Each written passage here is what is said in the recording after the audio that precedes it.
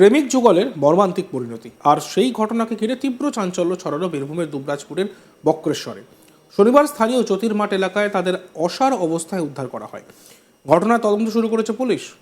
স্থানীয় পরিবার সূত্রে খবর, মেয়েটি পড়াশোনা করতেন আর পরিযায়ী শ্রমিকের কাজ করতেন ছেলেটি। উভয়ের মধ্যে প্রণয়ের সম্পর্ক গড়ে ওঠে, তবে হঠাৎই চরম সিদ্ধান্ত নেন তারা, যা দেখে রীতিমতো হতবাক তাদের পরিবারের সদস্যরাও। চরম সিদ্ধান্ত নেওয়ার আগে সোশ্যাল মিডিয়ায় একটি পোস্টও দেওয়া হয়েছে, আর সেই পোস্টে লেখা হয়েছে, জানি তোমাকে কখনো পাবো না, কিন্তু তা বলে কখনো তোমাকে ছাড়বো না। দরকার হলে সবাইকে জানিয়ে দিয়ে যাব যে ভালোবাসা কাকে বলে। শুনে নেওয়া যাক এই বিষয়ে কি বলেছেন মৃতের বাবা। মৃতের বাবা কি বলছেন শুনবো। জানতে পারলাম না, পাশের গ্রামে যারা চাষ আছে, তো মাঠ আছে, তারাই খবরটা দিলে যে বলি জানতে পারলাম না। তো আমরা কাল রাত্রে থেকেই খোঁজাখুঁজি করছি যে ওরা ভালোবাসার সাথে বিয়ে করবো, আমরা মেনে নেবো, যে এরকম করে দেবো আমরা বুঝতে পারি নাই।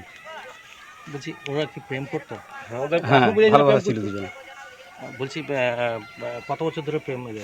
সেটা তো জানবো কি করে জানবি স্যার বয়সে আমার ছেলে নাম কত বয়স হবে? পেরিয়ে গেছে। আর যে মেয়েটা মারা গেছে ওর বয়স কত?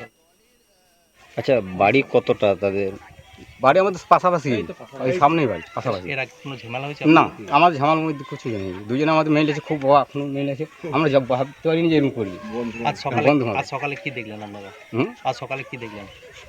সকালে ওই খবর দিলে বলি, তারপরে দেখলাম পুলিশ এসেছিল, গেছিলাম ওখানে। কি দেখলেন?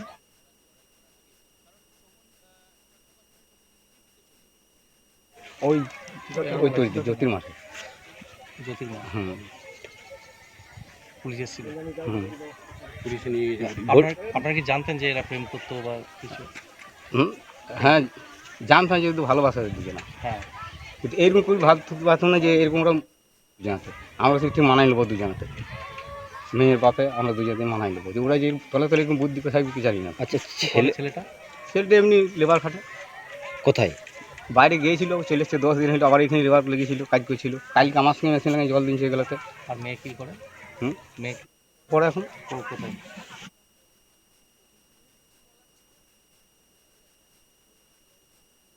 আচ্ছা, আগে কোনো অশান্তি না, অশান্তি হয়নি, কোনো দিনও অশান্তি হয়নি। বলছি আপনারা আমাদের ভালো দুজনের গল্প কথা চলছে যে হ্যাঁ গিয়েছি, ঠিক আছে, আমরা দেখি কোথায় আছে, খুঁজে আনতে হবে দুজনাকে, এরকম বলছি।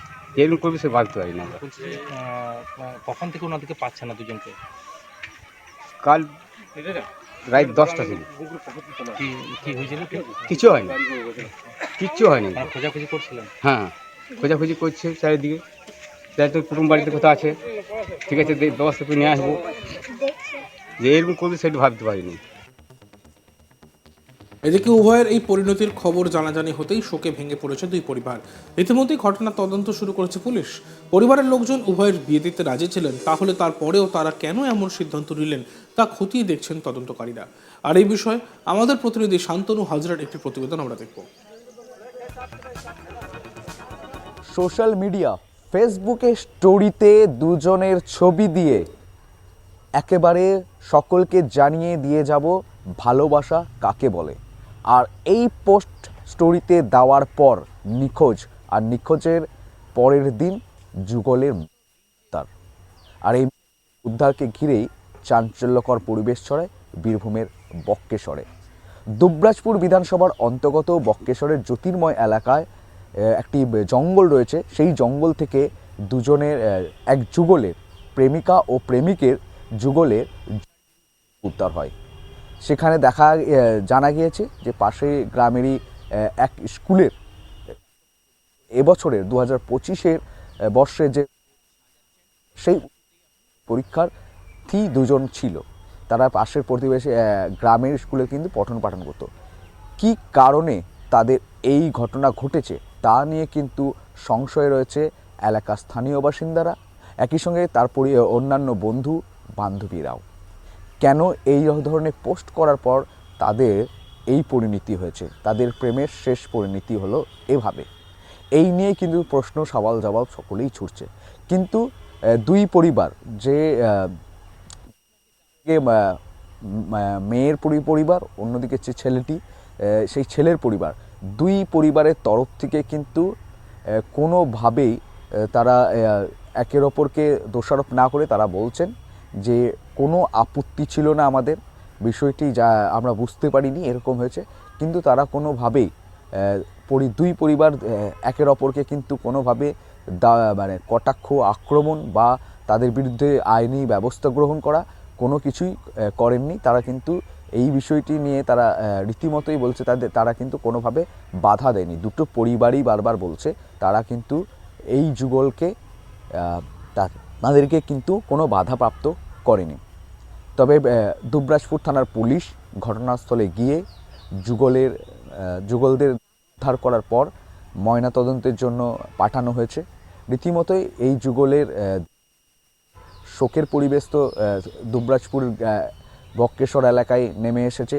এমনকি রীতিমতোই সওয়াল জবাব একটাই যে পরিবার তরফে আপত্তি ছিল না, তাহলে কেন, কোন কারণে ফেসবুকে এ ধরনের একটা স্টোরি পোস্ট করার পর তারা নিখোঁজ, আর নিখোঁজের পর জঙ্গল থেকে ঝুলন্ত অবস্থায় তাদের দেহ উদ্ধার হলো?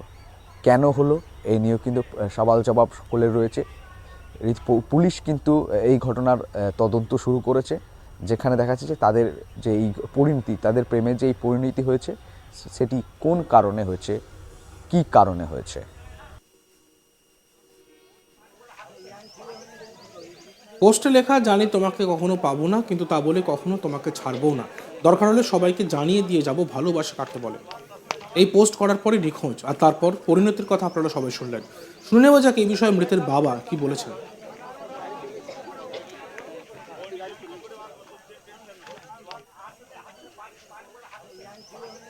জানতে পারলাম না, পাশের গ্রামে যারা চাষ আছে, তো মাঠ আছে, তারাই খবরটা দিলে যে বলি জানতে পারলাম না। তো আমরা কাল রাত্রে থেকেই খোঁজাখুঁজি করছি যে ওরা ভালোবাসার সাথে বিয়ে করবো, আমরা মেনে নেবো, যে এরকম করে দেবো আমরা বুঝতে পারি না। বলছি ওরা কি প্রেম করতো? হ্যাঁ, ভালোবাসা ছিল দুজনে। বলছি কত বছর ধরে প্রেম? সেটা তো জানবো কি করে জানবি স্যার, বয়সে আমার ছেলে না কত বয়স হবে? পেরিয়ে গেছে। আর যে মেয়েটা মারা গেছে ওর বয়স কত?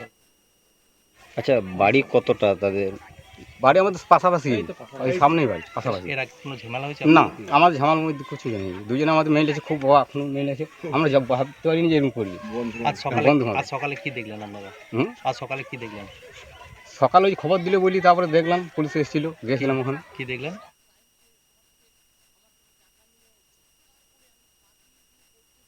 ওই তো জ্যোতির্মা। দেখতে থাকুন আজ তক বাংলা। ভিডিওসগুলি ভালো লাগলে লাইক করবেন, কমেন্ট করবেন, শেয়ার করবেন, আর চ্যানেলটিকে অবশ্যই সাবস্ক্রাইব করতে ভুলবেন না।